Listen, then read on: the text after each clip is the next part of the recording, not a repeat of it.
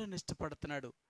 అందుకనే కదా బైబిల్ గ్రంథంలో అంటాడు, ఒక రూపము లేని రాయికి రూపాన్ని ఇవ్వగలుగుతాడట ఒక శిల్పి.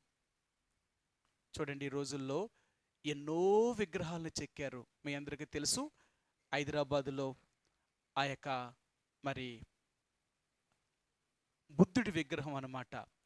ఆ బుద్ధుడి విగ్రహం ఎలాంటిదంటే ఒకే రాతితో చెక్కారన్నమాట. ఎందుకంత ప్రసిద్ధి అంటే, అది రమారమి చాలా పెద్ద విగ్రహాన్ని ఒక్క రాతి నుంచి చెక్కారన్నమాట. అంత పెద్ద రాయిని వారు కనుగొని ఒక రాతిలో నుంచి ఆ బొమ్మను చెక్కారన్నమాట. అలా చెక్కడం అంటే హుసేన్ సాగర్లో పెట్టిన బొమ్మ సామాన్యమైనది కాదు. నిజంగా చెక్కినవాడు గొప్పవాడు. ఒక రాతిని, అంత పెద్ద రాతి నుంచి బొమ్మను తీయడం అంటే సామాన్యమా? నిజమే. అలాగే మన దేవుడు కూడా మనల్ని మార్చడం అనేది కూడా